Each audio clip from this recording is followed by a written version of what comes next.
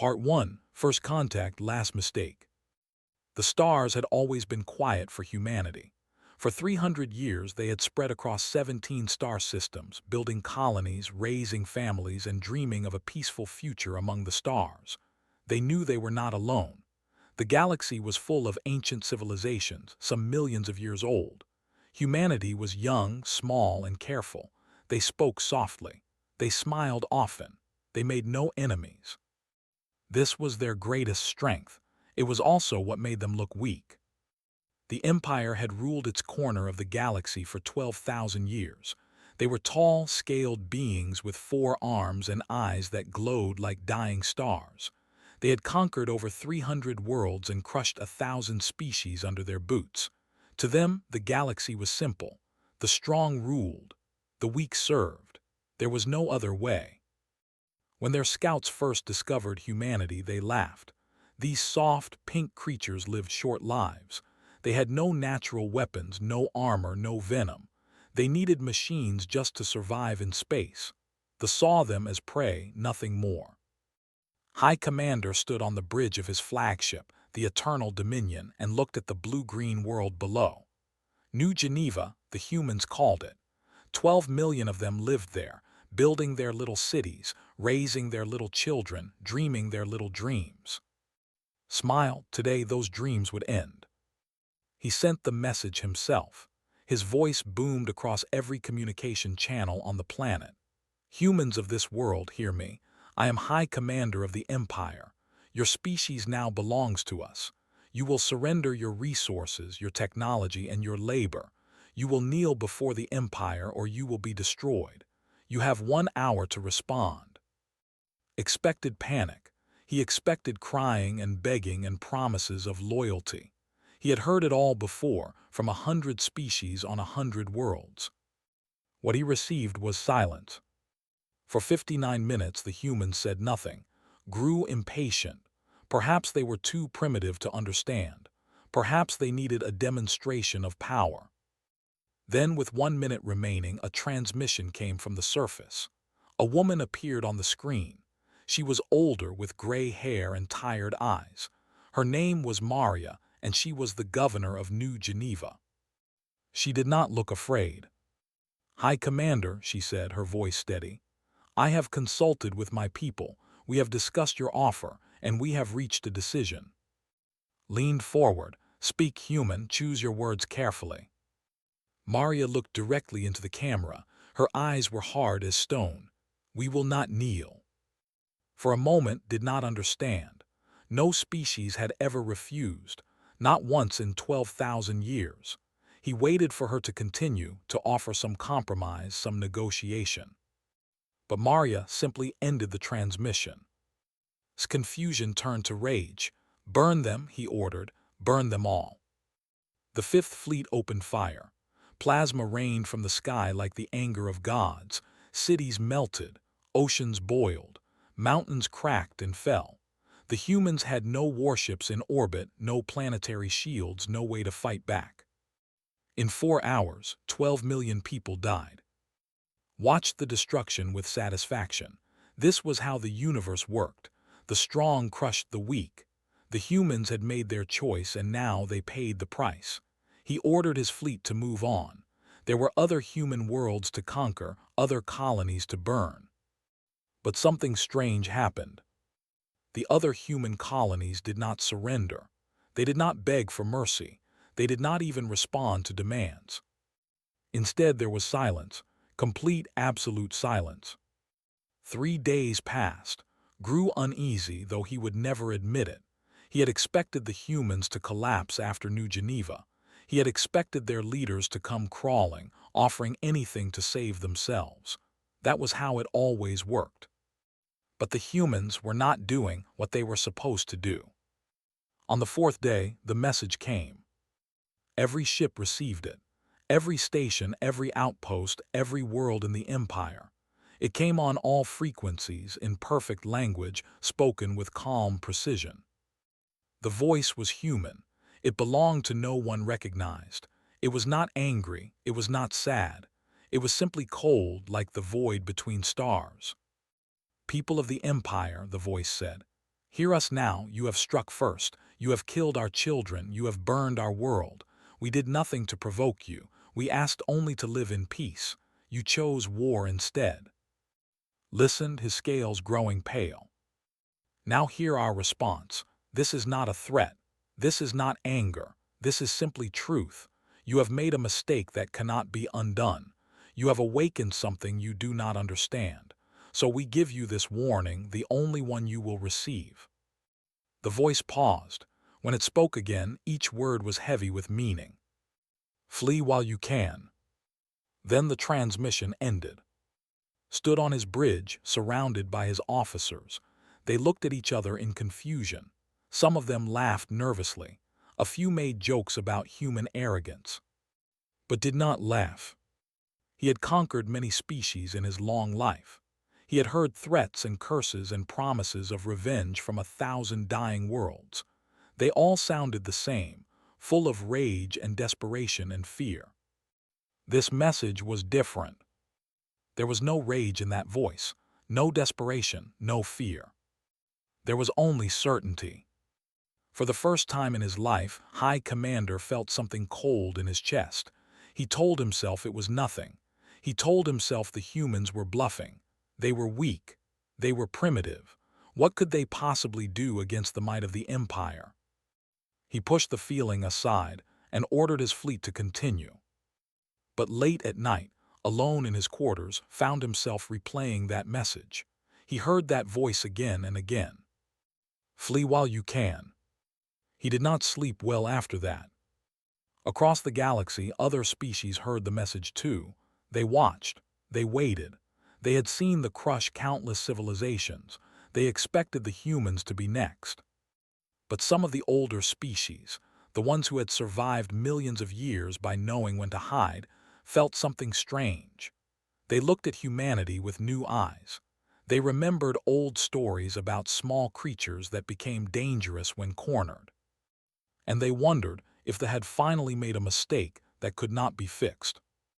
The stars were quiet no longer. Something was coming. Part 2, The Sleeping Giant Wakes. The galaxy had a saying about humanity. They were peaceful. They were friendly. They built things instead of destroying them. They welcomed strangers and traded fairly. In a universe full of predators, humans seemed like prey animals who had somehow stumbled into space.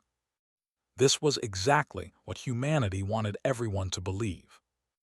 Deep in the asteroid belt of a forgotten star system, something ancient began to wake. It was a ship, but not like any ship the galaxy had ever seen. It was ugly, covered in metal plates and weapons that bristled like thorns. It had no windows, no elegant curves, no beauty at all. It was a machine built for one purpose only: war. And it was not alone. Across human space, in places no one had ever thought to look, thousands of similar machines came to life. They floated in the darkness between stars.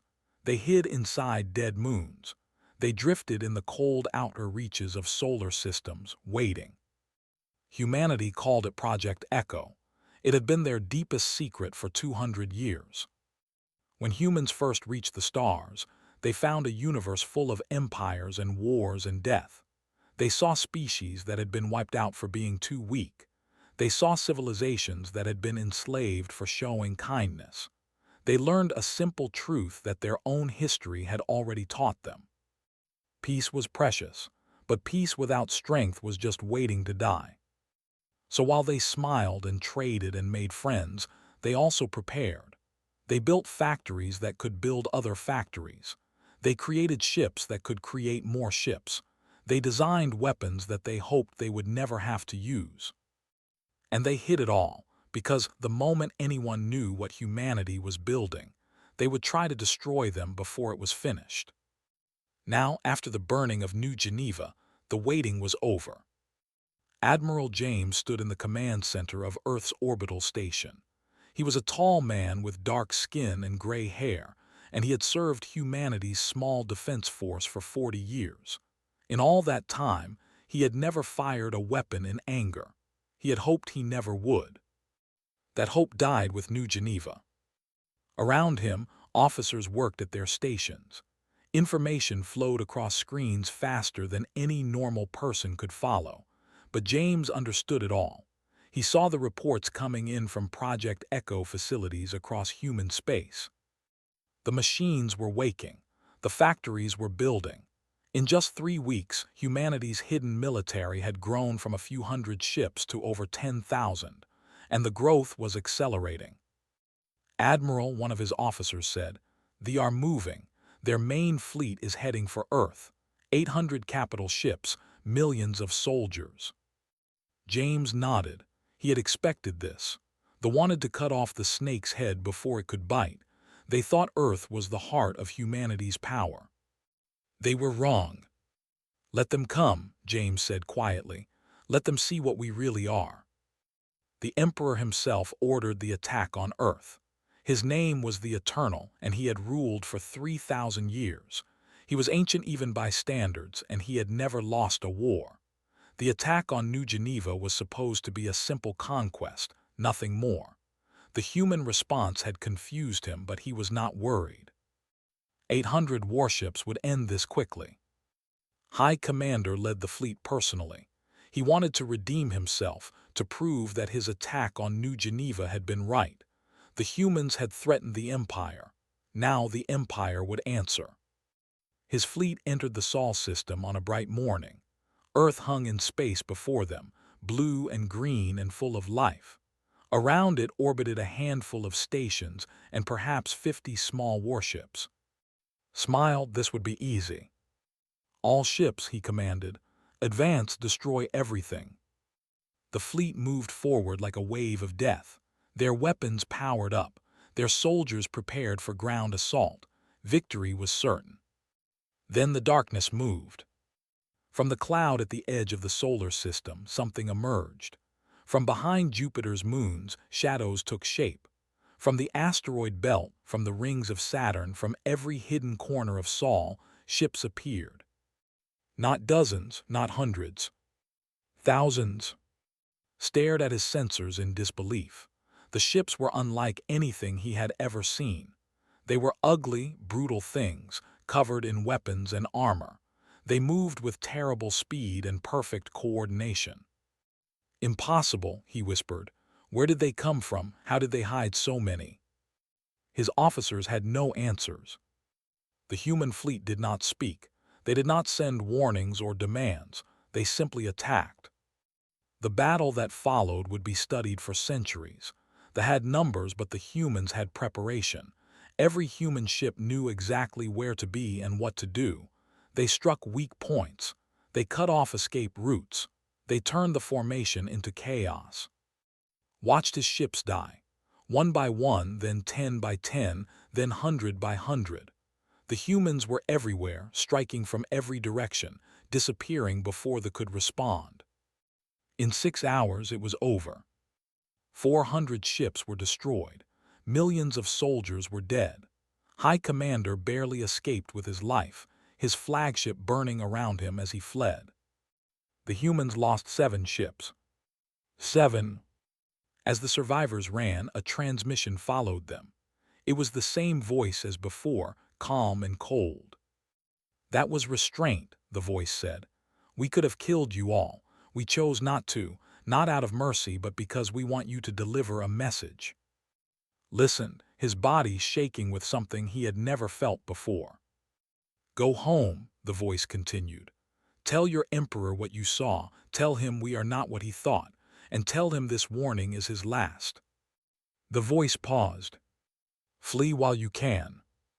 Then silence. Return to the Empire as a broken man. He delivered his report to the Emperor himself. He told him about the hidden fleet, the impossible numbers, the brutal efficiency of human warfare.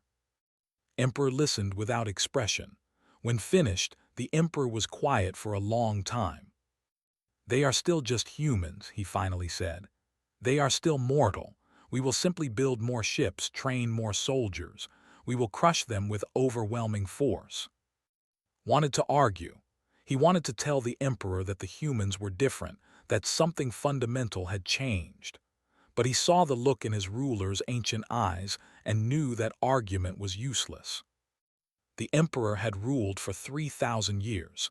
He had never been wrong. Until now. Across the galaxy, other species watched the Battle of Saul with new eyes. They saw the mighty fleet broken like toys. They heard the human warning echo through space. And they began to understand. Humanity had never been prey. They had been a predator, pretending to sleep. Now they were awake. Part 3. The Nature of Humans. The Galactic Council had not met in emergency session for 6,000 years. The last time was when the swarm had threatened to consume an entire arm of the galaxy. It had taken 40 species working together to stop them. Now the Council gathered again, but not to fight a common enemy. They gathered to understand one. Representatives from 93 species sat in the Great Chamber on the neutral world of Nexus Prime. They were beings of every shape and size. Some breathed oxygen, others methane. Some had scales, others fur, others crystalline shells. They had nothing in common except one thing. They were all afraid. Ambassador of the collective rose to speak. They were ancient, their civilization over 2 million years old. They had survived by being careful, by watching, by understanding the patterns of the galaxy. If anyone could explain what was happening, it was them. Fellow representatives, said, their voice like wind through leaves, we have all seen what happened at Saul. The undefeated for 12,000 years lost half their invasion fleet in 6 hours. The humans lost 7 ships. Murmurs filled the chamber. We believed we understood humanity, continued. We were wrong, all of us, so my people have done what we do best. We have studied, we have analyzed, and we have learned things about this species that should terrify us all. The chamber fell silent. First, their biology brought up images on the central display. Humans are pursuit predators. On there, they did not catch prey by being fast or strong. They caught it by following, by never stopping. They would chase an animal for days until it simply collapsed from exhaustion. They call this persistence hunting. Several representatives shifted uncomfortably. Their bodies are designed to survive damage that would kill most species. They can lose limbs and continue fighting. They can break bones and heal them. They have a chemical response to danger that increases their strength and removes their ability to feel pain. They call this adrenaline. Paused, but their biology is not what makes them dangerous. Their minds are. New images appeared. Human history, wars, conflicts, devastation. Humans spent most of their existence fighting each other, not for resources, not for territory, sometimes for ideas, sometimes for revenge, sometimes for reasons even they do not fully understand. They have a concept called spite. This means continuing to fight not to win, but simply to ensure their enemy suffers, even if it costs them everything.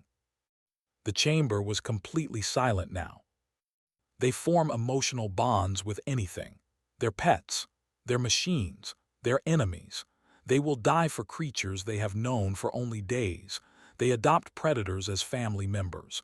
They name their ships and mourn them when they are destroyed. His voice grew softer, and they never forget. Their memories last their entire lives. Wrongs done to them are passed down through generations. They have a saying, revenge is a dish best served cold. This means they will wait years, decades, even centuries to punish those who hurt them. Ambassador of the Republic spoke up, but they seemed so peaceful. They traded fairly. They never threatened anyone. Turn to face him. That is perhaps the most frightening thing of all. Humans are not peaceful because they are weak. They are peaceful because they know exactly what they are capable of. They choose peace. They work for it. They sacrifice for it. But when that peace is broken, when their people are killed, they become something else entirely. The images changed. Human soldiers through history, warriors with painted faces, knights in armor, marines in modern combat gear. Their eyes were all the same, hard, determined, without mercy. They saw a species that smiled and talked and built things, said. They thought this meant humans were soft. They failed to understand that humans smile precisely because they are not soft. They are so dangerous that they must constantly hold themselves back, or they would destroy everything around them. In another part of the galaxy, the humans were having their own debate. The United Human Parliament met on Earth, in a chamber that had once been used for the old United Nations. Representatives from all 17 colony worlds attended, some in person, some through holographic projection. The question was simple: what should humanity do next? Admiral James stood before them, his uniform still carrying the dust of the Sol battle. "We have won a great victory," he said. "But this is only the beginning. They will not surrender. Their emperor is too proud, their military too invested in conquest. They will come again with more ships, more soldiers, more determination." Representative from New Shanghai spoke. "Then we destroy them. We take the fight to their worlds. We make them pay for New Geneva." Cheers erupted from some sections of the chamber. James raised his hand for silence. "We could do that. Our production capacity now exceeds theirs. Within a year, we could have a fleet large enough to burn every world to ash." He paused. "But is that what we want to become?" The chamber grew quiet. "They are monsters," James continued. "They attacked us without reason. They killed 12 million innocent people. They deserve punishment. But if we become like them, if we answer genocide with genocide, what have we saved? We would survive, yes. But humanity, the idea of humanity, would die." Representative stood. She was young, barely 30 years old. She had been off-world when New Geneva burned.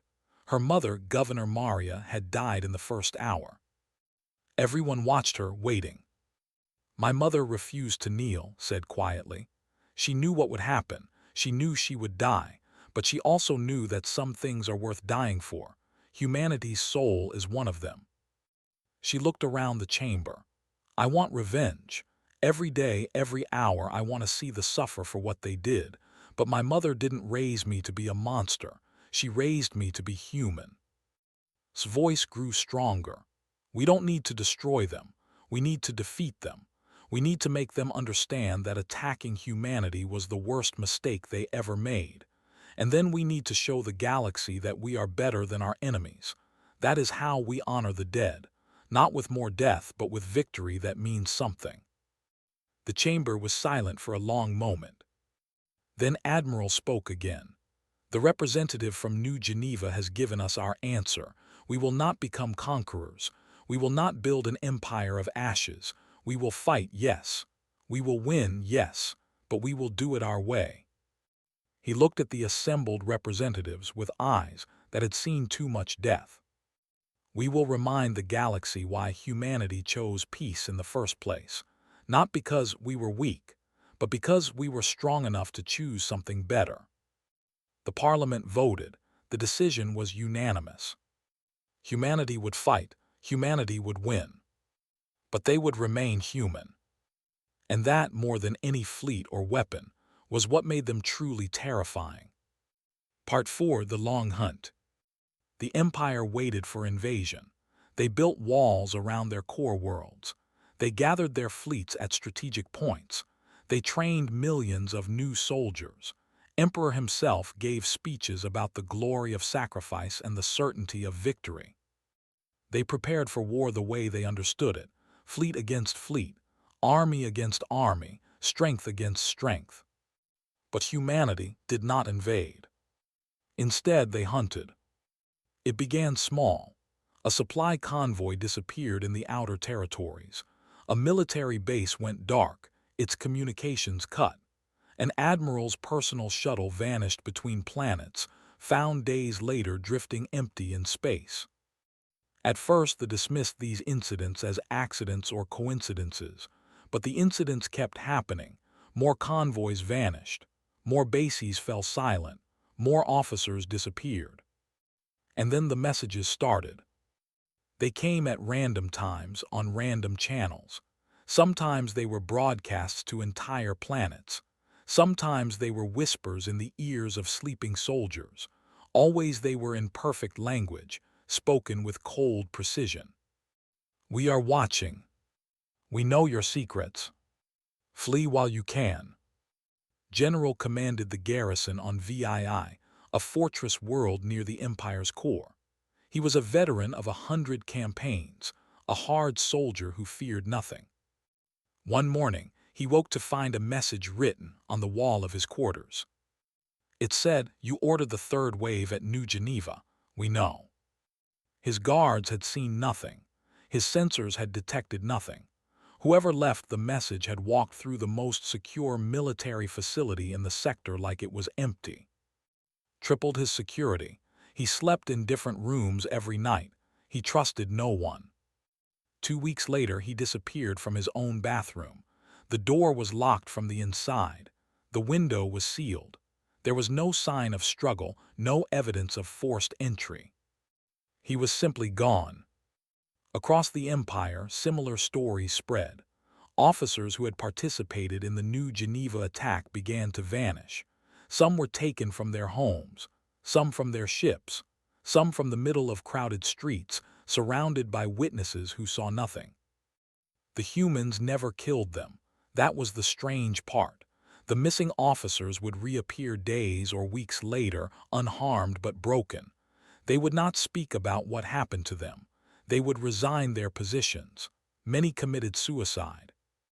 The few who talked described being taken to dark rooms and shown things, evidence of their crimes, recordings of their orders, images of the people who died because of them. And then a voice would ask them questions, simple questions. Do you understand what you did? Do you feel regret? Will you do it again? Those who showed genuine remorse were released. Those who did not were never seen again. Fear spread through the military like a disease. Soldiers began to question orders. Officers refused to serve in certain sectors. The chain of command, built over thousands of years, began to crack. Admiral was one of the most loyal commanders in the fleet. He had served the Emperor for 600 years and had never once questioned his orders. When he received command of the Second Fleet with orders to attack human colonies, he accepted without hesitation.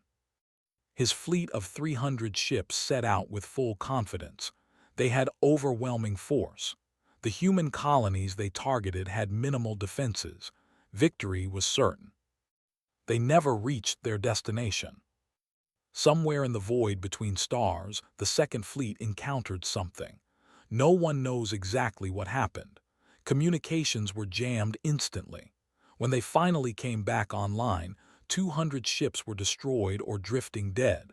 The survivors were scattered and panicked. Admiral's flagship was found intact, but completely empty. 3,000 crew members had vanished without a trace. The only thing left was a message on the main bridge screen. Flee while you can. Emperor received the news in his throne room. For the first time in 3,000 years, his hands shook. How is this possible? He demanded. How are they doing this? His advisors had no answers. The humans were not fighting like any enemy that had ever faced. They did not seek battle. They did not capture territory. They did not make demands or negotiate terms. They simply appeared, struck, and vanished, like ghosts, like predators hunting in the dark. The citizens began to whisper. They told stories about the humans, each one more terrifying than the last. They said humans could walk through walls. They said humans never slept. They said humans could read minds and predict the future. None of this was true, of course. The reality was much simpler and much more frightening. Humans were patient. For 2 centuries, while they smiled and traded and made friends, they had also watched. They had learned the language, their customs, their history, their fears. They had mapped every military facility, every supply route, every weakness in the Empire's vast network. And now they were using all of that knowledge. The final message came on the Emperor's birthday, the most sacred day in the calendar. Every screen, every speaker, Every communication device in the Empire received it simultaneously. A box appeared in the Emperor's throne room. His guards had not seen anyone enter. His sensors had detected nothing. Inside the box were personal items, medals, insignias, family photographs. Each item belonged to an admiral or general who had ordered attacks on New Geneva. 57 officers, 57 sets of personal effects. Attached was a note. We could have sent their heads. We chose not to, not for their sake but for yours, to show you what mercy looks like. This is your last chance, Emperor. Accept responsibility for what your empire did. Acknowledge your crime. Make peace. The note ended with 4 words. Flee while you can. Emperor stared at the box for a long time. His advisors watched in silence, afraid to speak. Finally, the ancient emperor made his decision. He would not surrender. He would not admit fault. He would rather see his empire burn than bend his pride. But elsewhere in the empire, others made different choices. Vassal species who had been conquered generations ago saw their chance and revolted. Military commanders who had grown tired of a war they could not win began to refuse orders. Provincial governors started talking quietly about a future without emperor. The empire was cracking, and in the spaces between stars humanity waited, patient, watching, ready for whatever came next. Part 5, The Voice That Echoes. Emperor the Eternal sat alone in his throne room. The ancient hall, once filled with advisors and generals and servants, was empty now. Most of his staff had fled or been arrested for conspiracy. His generals were dead or missing. His empire was falling apart around him. For 3,000 years he had ruled without question. His word was law, his will was absolute. Nations had trembled at his name. Now he trembled at theirs. The humans had not invaded. They had not burned his worlds or slaughtered his people. They had done something far worse. They had made him afraid. A message arrived from the human government. They requested a meeting, not a surrender, not a negotiation, just a conversation. His remaining advisors begged him to refuse. It was obviously a trap, they said. The humans would kill him the moment he left his fortress. But knew better. If the humans wanted him dead, he would already be dead. They had proven that 1,000 times over. No wall could stop them. No guard could protect him.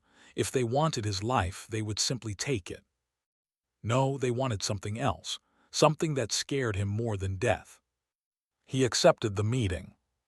The location was a neutral station on the edge of human space. Arrived with 100 guards, the best soldiers left in his empire. The humans arrived with a single ship, small and unarmed. Only one person walked off that ship. She was young by human standards, barely 30 years old. She had dark hair, dark eyes, and a face that showed no emotion at all. She wore simple clothes, nothing military, nothing formal. She looked like no one. She looked like everyone. Her name was... Recognized the name. The same name as the governor who had refused to kneel, the one whose defiance had started all of this. "You are her daughter," he said. Nodded, "I am."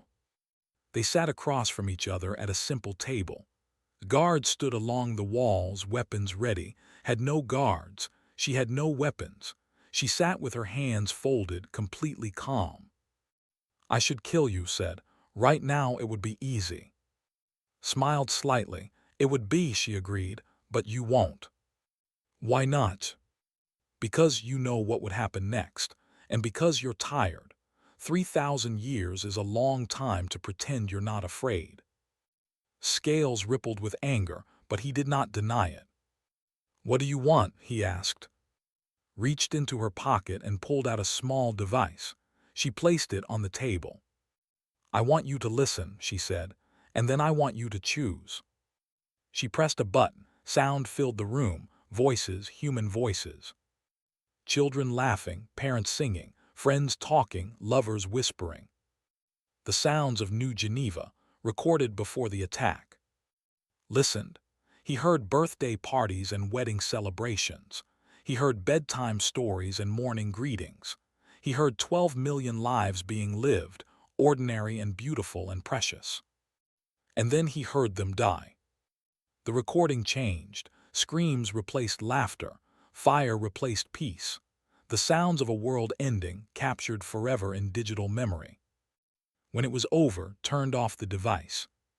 12 million people, she said quietly. They had done nothing to you. They wanted nothing from you. They were just living their lives. Said nothing. My mother was one of them, continued. She was a good woman. She believed in peace. She believed that even the worst enemies could become friends if given enough time and enough trust. Leaned forward. Do you know what her last words were? Not curse words, not prayers. She said, "Tell my daughter I'm proud of her. She was thinking about me, even as your ships burned her alive." Still said nothing. His guards shifted uncomfortably. "We could destroy you," said. "We have the power, we have the right. Every species in the galaxy would understand. Justice would be served." She paused, but that is not what humanity wants. Stood up and walked to the window. Outside, stars burned in the eternal darkness. "We want three things," she said. "First, a public acknowledgement of what your empire did. Not an apology, just the truth. Broadcast to every world, every species, every corner of the galaxy." His jaw tightened, but he listened. Second, reparations to the survivors and families of New Geneva. Not tribute, not punishment, just help for people who lost everything. Turned to face him. Third, three words. Broadcast alongside your acknowledgement. Three simple words that your empire has never spoken in 12,000 years. "What words?" asked his voice hoarse. Met his eyes. "We were wrong." The throne room was silent. Guards watched their emperor, waiting for his response. For a long moment did not move. His ancient face showed nothing. Then slowly he stood. "You ask me to destroy everything my empire represents," he said. 12,000 years of glory, 12,000 years of strength. You ask me to admit that it was all built on lies." Nodded yes. "And if I refuse?" His expression did not change. "Then we continue, not invading, not conquering, just hunting. Your officers will keep disappearing.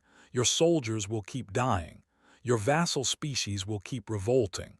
Your empire will fall apart piece by piece, year by year, until nothing is left." She stepped closer to him. "You cannot defeat us, Emperor. You cannot outlast us. You cannot hide from us. The only thing you can do is choose how this ends, with dignity or with dust." Stared at her for a long time. This small, fragile creature who should have been nothing to him. This child of a dead world who stood before him without fear. "You really believe you can win?" he said. "We have already won," replied. "The only question is whether you are wise enough to see it." 1 week later, Emperor the Eternal was overthrown by his own people. They had watched his meeting with the human. They had seen him hesitate, seen his fear, seen the cracks in his ancient armor. The new government accepted humanity's terms. A message was broadcast across the galaxy. The truth about New Geneva, the reparations to the survivors, and three words that echoed through 100,000 worlds. "We were wrong." Humanity did not celebrate. There were no parades, no cheering crowds. They simply returned to their lives, building, growing, dreaming. But the galaxy remembered. For 1,000 years afterward, species told stories about the humans, not about their weapons or their ships or their technology, about their patience, their determination, their refusal to become the monsters they fought. The humbled but not destroyed became different over time. They learned from their mistake. They became traders instead of conquerors, partners instead of masters, and they passed down a proverb to their children, a warning that would last forever. "Poke not the human, they forgive, they do not forget." Returned to human space. She never held public office. She never sought fame or power. She became a teacher, helping children learn about the galaxy and their place in it. Sometimes, late at night, she would stand at her window and look at the stars. She would think about her mother, about New Geneva, about the 12 million voices that had been silenced. And she would remember the words that humanity had spoken into the darkness, the warning that had changed the galaxy forever. Flee while you can. The voice still echoed among the stars. It would echo forever, not as a threat but as a promise. Humanity chose peace. Humanity worked for peace. Humanity would die for peace. But heaven help anyone who made them choose war. The stars burned on, ancient and patient, witnesses to a story that would never be forgotten. And somewhere in the vast darkness, a species that had once seemed so small continued to grow, to dream, to reach for something better. They were human. And they were just getting started.